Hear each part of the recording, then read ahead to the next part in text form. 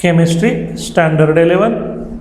We are discussing chapter number 2, Introduction to Analytical Chemistry, part 15. We are discussing problems on stoichiometry. Stoichiometry म्हणजे काय असतं?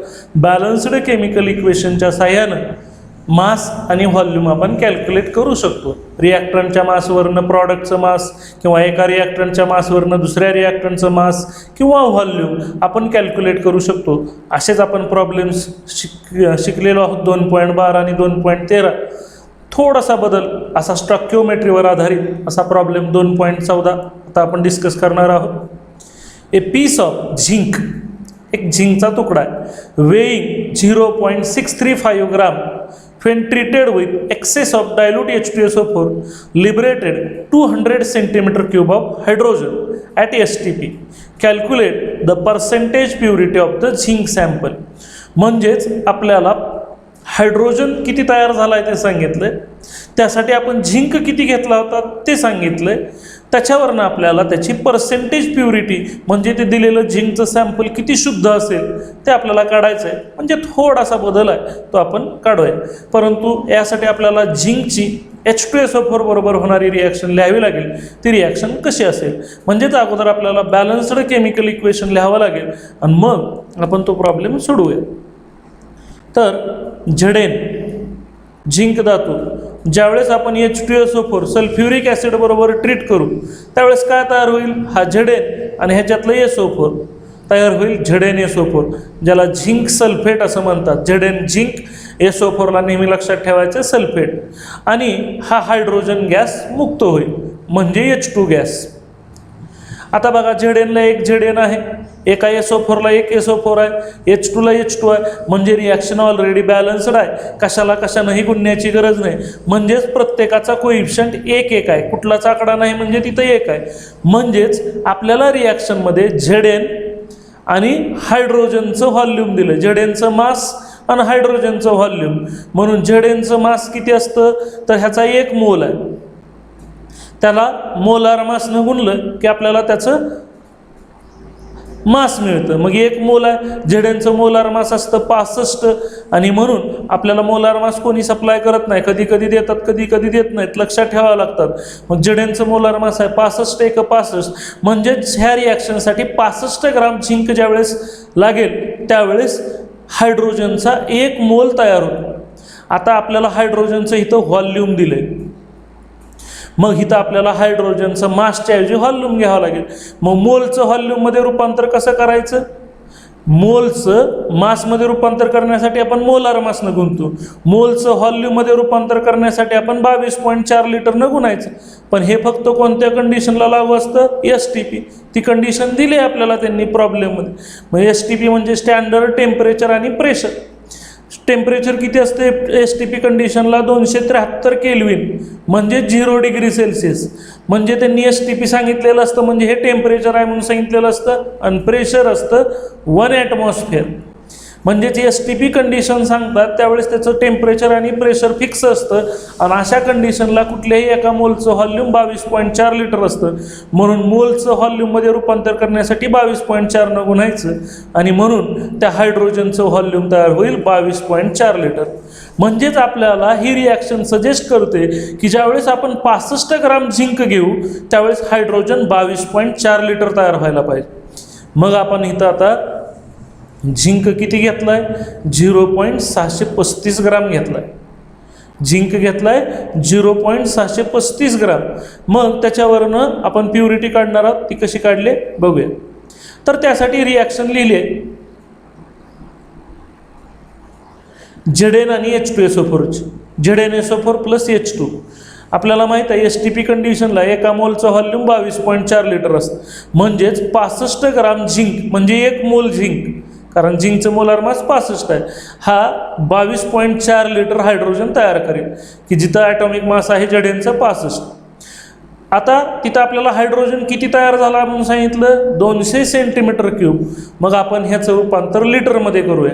तर आपल्याला relation माहीत पाहिजे, 1000 सेंटीमीटर क्यूब म्हणजे 1 लिटर. म्हणून 200 सेंटीमीटर क्यूबचं लिटरमध्ये रूपांतर करायचं असेल तर आपल्याला 1000 भागावं लागेल. 200 भागिले 1000 म्हणजे 0.200. लिटर आणि म्हणून इथं हायड्रोजन किती तयार झाला आहे 0.200 लिटर, म्हणून तिथं आपण 200 सेंटीमीटर क्यूबचं लिटरमध्ये रूपांतर करून घेतलं आहे. लिटरमध्ये 200 सेंटीमीटर क्यूबचं 0.200 लिटर असं.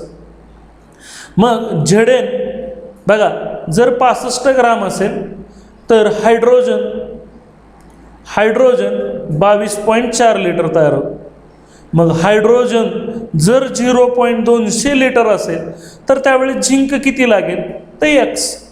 म्हणजे झेडेन आणि हायड्रोजनचं रिलेशन घेऊया. आपल्याला रिलेशन बॅलन्स्ड केमिकल इक्वेशनवरनं काय मिळाले 65 ग्राम झिंक ज्यावेळेस घेऊ त्यावेळेस हायड्रोजन किती लिटर तयार होतो 22.4 लिटर. मग हायड्रोजन 0.200 लिटर जर घ्यायचं असेल तयार करायचं असेल तर झिंक किती लागेल ते काढूया. म्हणजे X तिरकस गुणाकार करायचा X गुणुले 22.4 बरोबर 65 गुणुले 0.200. मग X ची किंमत काढायची हे 22.4 इकडं पाठवायचं. X बरोबर 65 गुणुले 0.200 भागिले 22.4. मग ह्या 22.4 बघा हो का इथं आलंय ते त्यांनी डायरेक्ट दिलं 65 गुणुले 0.200 भागिले 22.4. तुम्हाला लॉग टेबल शिकवलं असेल त्याच्या सहाय्याने हे कॅल्क्युलेशन करावं लागतं. मी आता ते तुम्हाला परत एखाद्या व्हिडिओमध्ये सांगेल लॉग टेबलच्या सहाय्याने हे कॅल्क्युलेशन कसं करता येतं. इथं मात्र डायरेक्ट उत्तर लिहितो. याचं डायरेक्ट उत्तर येतं 0.58 ग्राम. म्हणजेच 65 गुणुले 0.200 भागिले 22.4 उत्तर येतं 0.58 ग्राम. म्हणजेच 200 सेंटीमीटर क्यूबसाठी झेडेन आपल्याला शुद्ध जर असता 100% शुद्ध तर तो लागला असता 0.58 ग्राम. बघा शुद्ध झिंक आपल्याला लागला असता 0.58 ग्राम, पण तो जो आपण अशुद्ध घेतला होता तो घेतला होता 0.635 ग्राम. म्हणजेच जर 100% झिंक जर शुद्ध असता तर तो लागला असता 0.58 ग्राम, पण आपला जो अशुद्ध झिंक लागला तो लागला 0.635. मग आता त्याच्यावरनं आपण त्याची प्युरिटी काढू शकतो की बघा 0.58 ग्राम जर झिंक असता तर तो 100% प्युअर असता, 100% प्युअर असता. मग 0.635 ग्राम हा किती प्युअर असेल. म्हणजेच त्यासाठी आपल्याला त्याची प्युरिटी जर काढायची असेल तर काय करावं लागेल तर 0.58 भागिले 0.635. म्हणजे इथं तिरकस गुणाकार नाही कारण ही प्युरिटी आहे 100% म्हणजे भागिले 100 असतं. म्हणून प्युरिटीसाठी इथं वेगळं रिलेशन वापरावं लागतं. 0.635 हा इम्प्युअर रूपातला झेडेन आहे, त्याच्यापैकी आपल्याला 0.58 ग्राम हा फक्त प्युअर आहे. आता इथं 58 झाले पुस्तकात पण ते 0.58 पाहिजे. 0.635 पैकी फक्त 0.58 प्युअर आहे, म्हणजेच 100 पैकी किती असेल म्हणून गुणुले 100.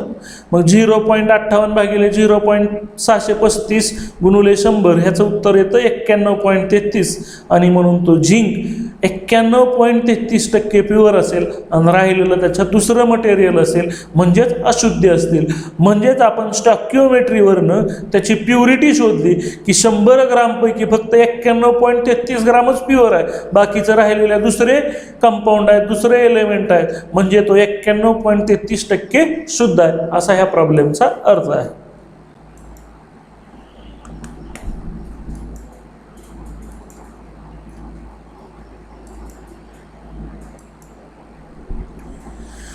लिमिटिंग रिएजंट पुढची concept.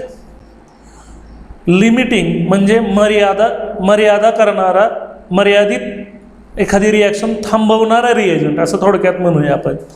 When a chemist carries out a reaction, the reactants are not usually present in an exact stoichiometric amounts that are in the proportions indicated by the balanced equation.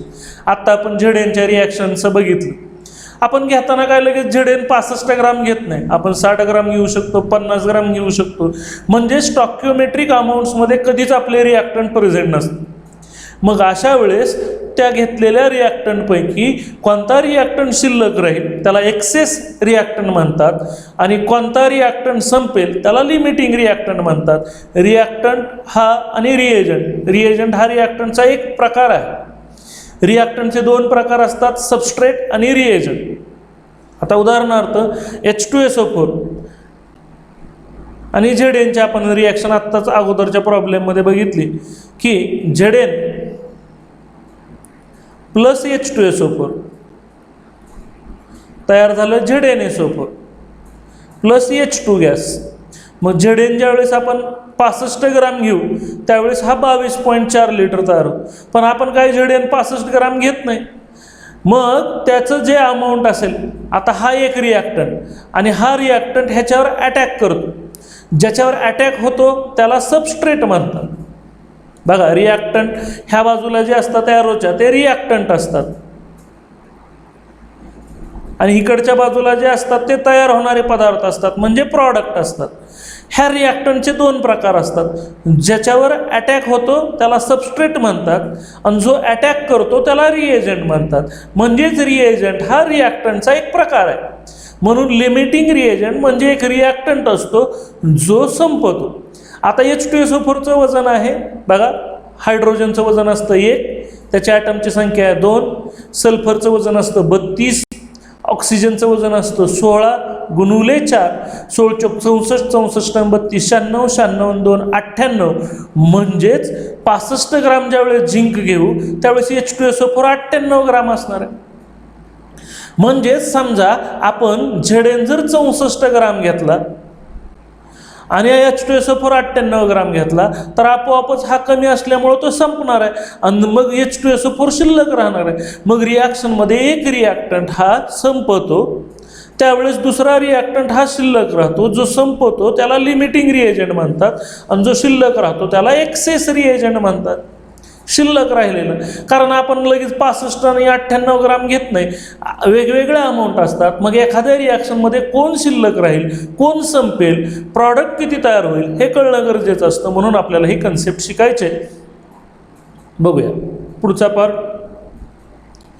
Because the goal of reaction is to produce the maximum quantity of a useful compound from the starting materials, frequently a large excess of one reactant is supplied to ensure that the more expensive reactant is completely converted into the desired product.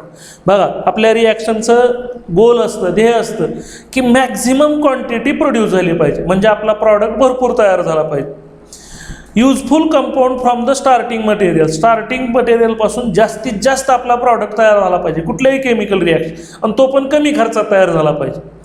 A large access जर आपण reactant पुरवला, समजा आपण reaction केली ना आपला expensive reactant हा जर शिल्लक राहिला तर ते आपल्या रिॲक्शनमधलं मटेरियल वाया जाणार, आपली रिॲक्शन खर्चिक होणार. अशा वेळेस असा एक्सपेन्सिव्ह रिॲक्टंट पूर्णपणे संपला पाहिजे. मग जो एक्सपेन्सिव्ह नाही असा जो दुसरा रिॲक्टंट आहे तो आपण लार्ज एक्सेसमध्ये पुरवायचा की ज्याच्यामुळे तो आपला महागडा रिॲक्टंट संपतो आणि त्याचा फायदा आपल्याला मॅक्झिमम प्रॉडक्ट मिळण्यात होतो. आणि म्हणून रिॲक्शनचं ध्येय असतं, लक्षात ठेवायचं आहे, प्रॉडक्ट भरपूर तयार झाला पाहिजे आणि तो कमी खर्चात तयार झाला पाहिजे आणि आपलं जे एक्सपेन्सिव्ह मटेरियल आहे ते वाया नाही गेलं पाहिजे. यासाठी आपल्याला त्या रिॲक्शनचा लिमिटिंग रिएजंट, एक्सेस रिएजंट कळलं पाहिजे. The reactant which is present in lesser amount gets consumed after some time and subsequently no further reaction takes place whatever the amount left of the other reactant present. असा reactant की जो रिॲक्शनमध्ये कमी अमाऊंटमध्ये present असतो आणि तो संपला की पुढची रिॲक्शन होतच नाही. दुसरा रिॲक्टंट किती राहिला आहे त्याच्याशी देणं घेणं न करता ती पूर्णपणे रिॲक्शन थांबते. असा जो कमी अमाऊंटमध्ये असलेला रिॲक्टंट असतो त्याला लिमिटिंग रिएजंट म्हणतात. आणि म्हणून लिमिटिंग रिएजंटची डेफिनेशन केली, the reactant which gets consumed, जो पूर्णपणे रिॲक्शनमध्ये संपला जातो. Limits the amount of product, ज्याच्यामुळं आता पुढं प्रॉडक्ट तयार होत नाही, formed is therefore called as limiting reagent. अशा रिॲक्टंटला, अशा रिएजंटला लिमिटिंग रिएजंट असं म्हणतात. त्यासाठी आपण एक एक्झाम्पल बघणार आहोत. Consider the formation of nitrogen dioxide. नायट्रोजनसाठी N, 2 ऑक्सिजन म्हणून NO2 from nitric oxide. Nitric oxide म्हणजे NO अँड ऑक्सिजन. बघा हा NO2 नायट्रोजन डायऑक्साईड तयार होतो, NO पासून म्हणजे नायट्रिक ऑक्साईड पासून आणि ऑक्सिजन पासून. तुम्ही ह्याला नायट्रोजन मोनॉक्साईड पण म्हणू शकता, पण नायट्रोजन मोनॉक्साईडच्या ऐवजी त्याचं जास्त वापरात असलेलं नाव आहे नायट्रिक ऑक्साईड. म्हणून नायट्रोजन मोनॉक्साईड पासून हा नायट्रोजन डायऑक्साईड तयार होतो. नायट्रोजन मोनॉक्साईडची म्हणजेच नायट्रिक ऑक्साईडची ऑक्सिजन बरोबर रिॲक्शन होते. त्यासाठी बॅलन्स्ड केमिकल इक्वेशन लिहिलं, NO + O2 gives twice NO2, म्हणजेच हे बॅलन्स्ड केलं. 2 मोल नायट्रिक ऑक्साईडचे 1 मोल ऑक्सिजन बरोबर रिॲक्ट होतात आणि 2 मोल नायट्रोजन डायऑक्साईडचे तयार होतात. आता आपण ह्या एक्सपेरिमेंटमध्ये रिॲक्टंट 2 आहे, नायट्रिक ऑक्साईड आणि ऑक्सिजन. तर ह्यांचे काही मोल्स घेतलेत असं मानूया. Suppose initially we have 8 moles of NO. आपण ह्या NOचे 8 मोल्स घेतलेत असं मानूया आणि आपल्याकडं 7 मोल्स ऑक्सिजन आहे असं मानूया. म्हणजे आपल्याला दोन्ही रिॲक्टंटची क्वांटिटी दिली, एवढी क्वांटिटी आपल्याकडं अवेलेबल आहे आणि आपण त्याची रिॲक्शन करायला लागलो. रिॲक्शन काय सांगते, नायट्रिक ऑक्साईडचे ज्यावेळेस 2 मोल असतात त्यावेळेस 1 मोल ऑक्सिजनचा लागतो. मग आपण काय केलं, 8 मोल NO घेतला आणि 7 मोल ऑक्सिजन घेतला. मग आता कोणता रिॲक्टंट अगोदर संपेल आणि कोणता शिल्लक राहील ते कसं काढतात. To determine which of the two reactant in the limiting reagent is to calculate the number of moles NO2 obtainable from the given initial quantities of NO and O2.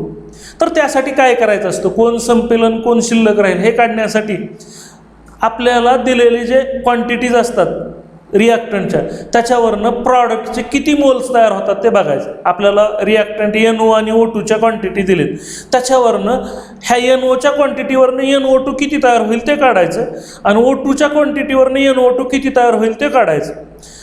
जो जास्त क्वांटिटी देईल तो एक्सेस राहणार आणि जो कमी quantity देईल तो संपणार. म्हणजेच लिमिटिंग रिएजंट हा आपल्याला प्रॉडक्टचं स्मॉलर अमाऊंट देतो आणि एक्सेस रिएजंट हा हायर अमाऊंट देतो. त्यासाठी आपण उदाहरणाद्वारे तर बघूया. आपली रिॲक्शन काय घेतली होती आपण, ट्वाईस NO. आपली रिॲक्शन घेतली होती आपण ट्वाईस NO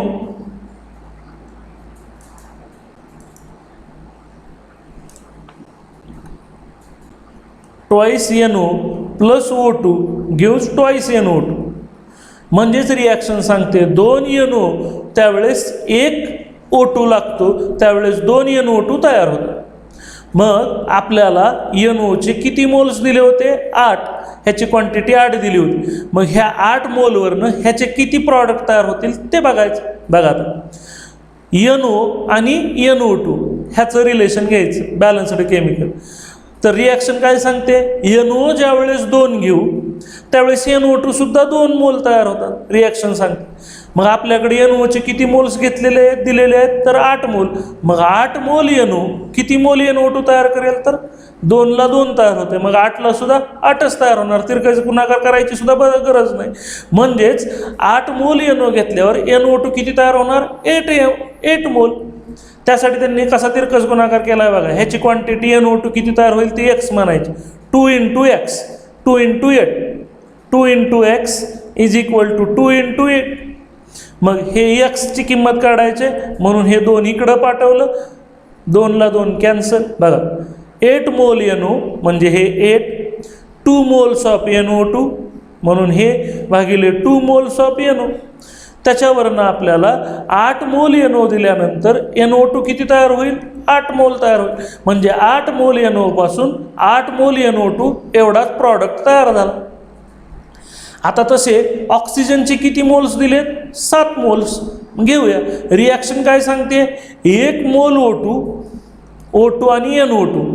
दुसरा रिॲक्टंट आहे O2 म्हणून तो घ्यायचा आणि प्रॉडक्ट. 1 मोल O2 NO2 किती देतो, 2 मोल. मग आपल्याला O2चे किती मोल दिलेत, 7. आता 1च्या दुप्पट 2 आहे, मग 7ची सुद्धा दुप्पट करावी लागेल. म्हणजेच NO2चे किती मोल तयार होतात, 14. त्यांनी कसं केलं, इथं x मानले, तिरकस गुणाकार. x × 1 = 7 × 2. बघा 7 × 2 / 1 म्हणजेच 14 मोल NO2 चे तयार होते. म्हणजेच आपल्याला दिलेली क्वांटिटी होती NO चे 8 मोल, ऑक्सिजनचे 7 मोल. जर NO चे 8 मोल घेतले तर प्रॉडक्ट 8 मोल तयार होतोय आणि ऑक्सिजनचे 7 मोल घेतले तर प्रॉडक्ट 14 मोल तयार होतोय. म्हणजेच दिलेल्या क्वांटिटीवरनं ऑक्सिजन पासून प्रॉडक्टचे जास्त मोल तयार होत आहेत, म्हणून ऑक्सिजन असेल एक्सेस रिएजंट आणि ह्याच्यापासून कमी प्रॉडक्टचे कमी मोल तयार होत आहेत. 14 आणि 8 मध्ये 8 लहान आहे, ह्याच्यापासून कमी प्रॉडक्टचे मोल तयार होतात, म्हणून तो आहे लिमिटिंग.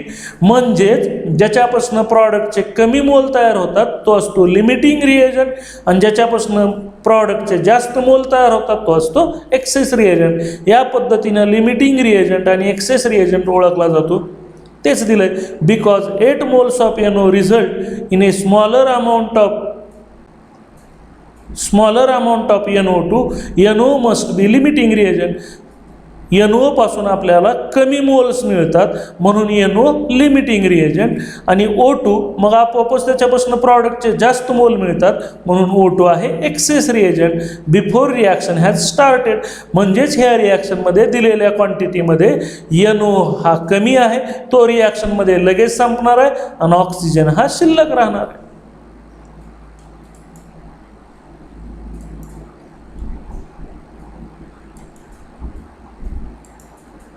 Thank you.